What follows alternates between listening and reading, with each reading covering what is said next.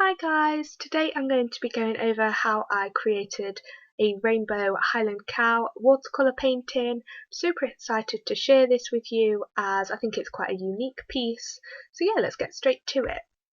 So to begin with, for this piece I decided to pre-mix all my colours, as this makes it super simple when you actually get to doing the painting, as you have everything all ready to go. I also think it's a really good idea to take swatches of all the colours that you pre-mix so that you can see if it's the right shades and also if it's going to be dark enough for the paper. I think that's also very important, as you want some lighter colours to begin with and then you add in the darker later on. So once you have all the colours pre-mixed, you can then move on to actually creating the painting.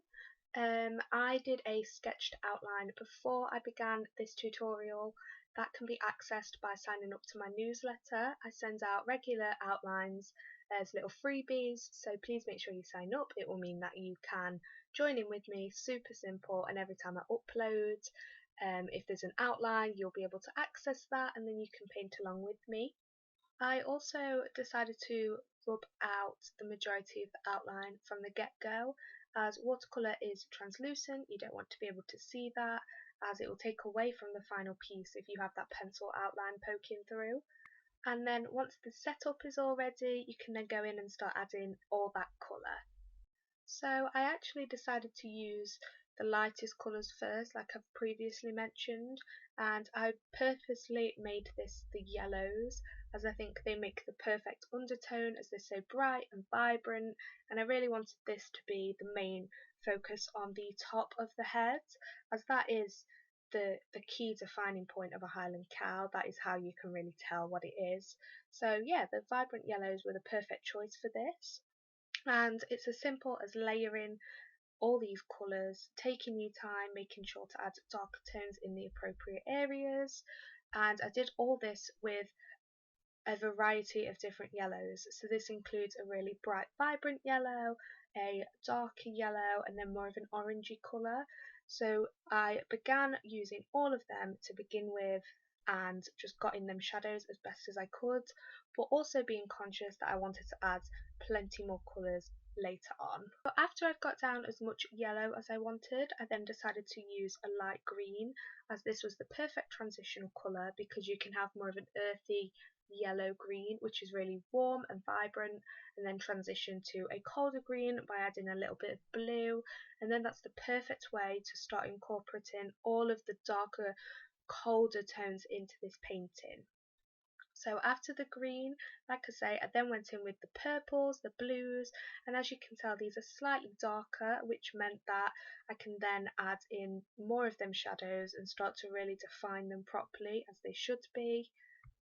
One thing that I would definitely recommend when doing this piece is being really patient and allowing time for things to dry, as you don't want to put down a really nice vibrant yellow and then a blue over the top, as they will bleed together and create kind of like a mucky brown, and that's going to really take away from the rainbow finish of this particular painting. So after putting down all of them layers of colour, I then thought it was appropriate to put in the horns, and the way that I did this was using the wetting wet method, which is basically applying water down into that whole section where I wanted the paint to be, in this case the horn, and then I used a really light blue as a base colour for the horns and just dotted this in, spread it out to make it as light as possible, and then just left that to dry. I would then recommend giving this piece a little bit of time to dry, maybe a couple of hours, maybe longer if needed, and once everything is dry you then know you can go in and add more layers of paint and really start to darken up even more, add in more of them shadows, tone down some of the vibrant areas if you wanted to, things like that. But yeah, letting it dry beforehand just makes this process so much easier. You've got less to worry about, which is why I would definitely recommend just giving it a couple of hours, maybe a couple of days, and you can come back to this, and this can be an ongoing project, and then you can add more paint and not have to worry about things bleeding together and ruining all of the colours being separate. So as you can see, I'm adding quite a lot of blue down here. I do think the blue was a really good colour to use again to create the shadow, as contrasting with the brightest colour, which in this case is the yellow. It's really fitting, as you can see, the defined areas as appropriately, which I think again is really important for this particular painting. As a Highland cow, all of the fur is very separated, it looks very straggly, but it still works together, so using different colours is a really good way to replicate that. If you are enjoying this tutorial so far, please make sure to check out my Patreon or over on Eventbrite. I am actually hosting very soon live art classes where I will be doing a 4-week course live teaching you how to paint this watercolour Highland cow. So it takes approximately 4 hours, so please make sure to grab your tickets if you're interested. And if not, over on my Patreon, this is already up there, so you can watch this back at any time. So if you're watching this video a few months down the line, that is absolutely okay. If you head over to my Patreon, you'll be able to see this Highland cow in real time, and I will go over step by step how to create this painting in so much detail.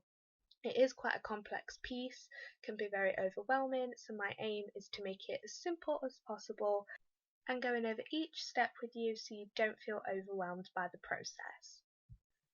After waiting for the darker colours to dry that we have just put down, i.e. the dark blues and purples, I again waited for this to dry and then went back in and started to darken up some of the lighter sections, including all of them yellow and orange areas, using the same colours but making them darker. And to do this, I put the paint in the palette and just added less water so that they weren't as dark as the original swatches that we took at the start, where we have them really light, vibrant yellows.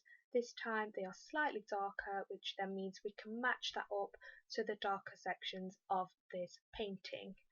After all this, to finish, all I did was add a little bit more shadow to the horns by putting some darker areas on the underneath part and then blending this out with some water. And I also added a bit more detail to the nose area and just a couple more details within all that fur. If there's anything that you've missed, feel free to go back in once everything is dried and just finishing this off. Thank you so much for watching today, guys. I really hope you enjoy this Highland cow rainbow watercolour tutorial. Hope you find it easy to follow, and if you want to find out more about me and my business, please feel free to check out any of the links below, including my Patreon, where you can find this video in real time. But yeah, thank you so much for watching. I really appreciate all the support, and I can't wait to see you next time. Bye! Thank you so much for watching today, guys. I really appreciate all of the support I've received so far following this watercolour tutorial. Please make sure to check out the links below to find out a bit more about me and my art business and any future classes, and make sure you like and subscribe to see more content. Thank you so much again for watching, and I look forward to seeing you soon. Bye!